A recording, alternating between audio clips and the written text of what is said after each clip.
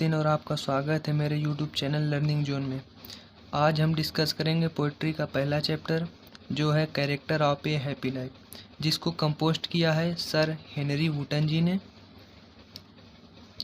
प्रस्तुत कविता में कवि ने वास्तव में प्रसन्न व्यक्ति के गुणों के संदर्भ में उल्लेख किया है। आइए इसके टेक्स्ट का अध्ययन करते हैं। पोएट कहता है कि how happy is he born और taught that serveth not another's will, whose armor is his honest thought and simple truth, his utmost skill. How happy, कितना प्रसन्न है, is he born or taught, वह प्रसन्न चित्त व्यक्ति कितना प्रसन्न है अपने जन्म से और शिक्षा से। taught का अर्थ यहाँ शिक्षा है या सिखाया गया।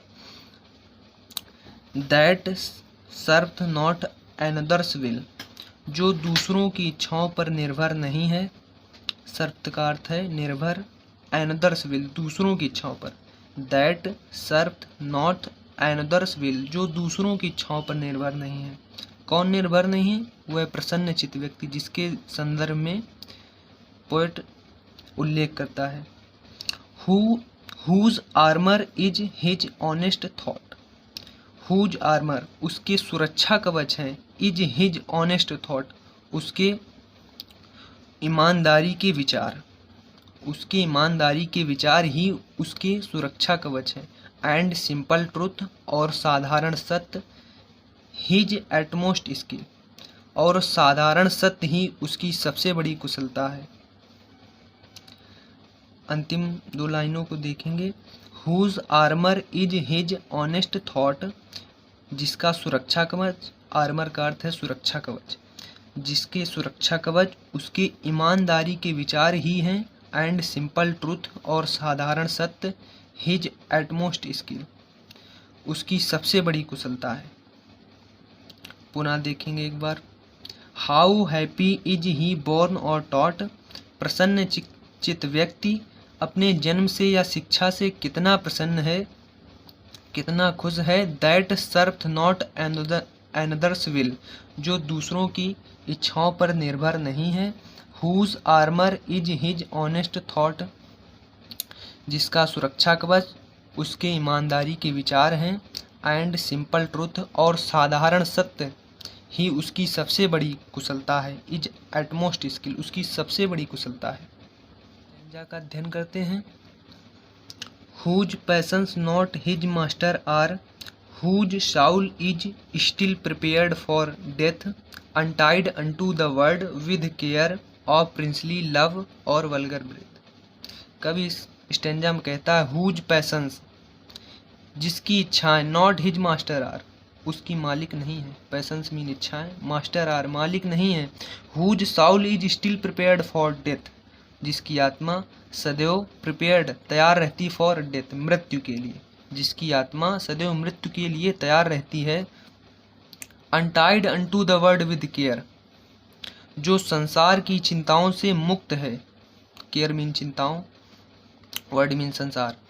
ऑफ प्रिंसली लव और वल्गर ब्रीथ, किसकी चिंताओं से? राजाओं की प्रशंसा के या सामान्य व्यक्तियों की बुराइयों की चिंताओं से जो मुक्त है। अंतिम दो लाइनों का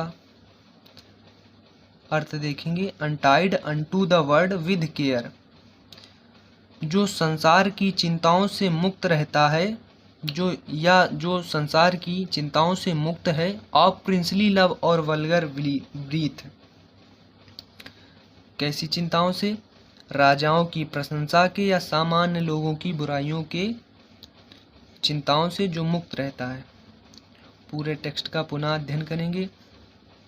whose passions not his master are, उसकी इच्छाएं उसकी मालिक नहीं हैं। Whose soul is still prepared for death, जिसकी आत्मा सदैव मृत्यु के लिए तत्पर रहती है। Untied unto the world with care, जो संसार में चिंताओं से मुक्त रहता है। किस तरह की चिंताओं से? ऑफ प्रिंसली लव, किसी राजा द्वारा प्रशंसा के या वल्गर ब्रीथ या सामान्य व्यक्तियों की बुराइयों की चिंताओं से मुक्त रहता है। अंत में पुनः दोनों स्टैंजा को देखेंगे। How happy is he born और टॉट, एक प्रसन्नचित्त व्यक्ति अपने जन्म से शिक्षा से कितना प्रसन्न है। That serveth not another's will, जो दूसरों की इच्छाओं पर निर्भर नहीं है। Whose armour is his honest thought, जिसके सुरक्षा कवच उसके ईमानदारी के विचार ही हैं। एंड सिंपल ट्रूथ, और साधारण सत्य ही हिज एटमोस्ट स्किल, उसकी सबसे बड़ी कुशलता है। Whose passions not his master are, जिसकी इच्छाएं उसकी मालिक नहीं हैं। Whose soul is still prepared for death, जिसकी अंतरात्मा सदैव मृत्यु के लिए तत्पर रहती है। Untied unto the world with care, संसार में वह चिंताओं से मुक्त रहता है। किस तरह की चिंताओं से मुक्त रहता? ऑफ प्रिंसली लव, किसी राजा द्वारा प्रशंसा की, या वल्गर ब्रीथ, या सामान्य व्यक्तियों की बुराइयों की चिंताओं से वह मुक्त रहता है।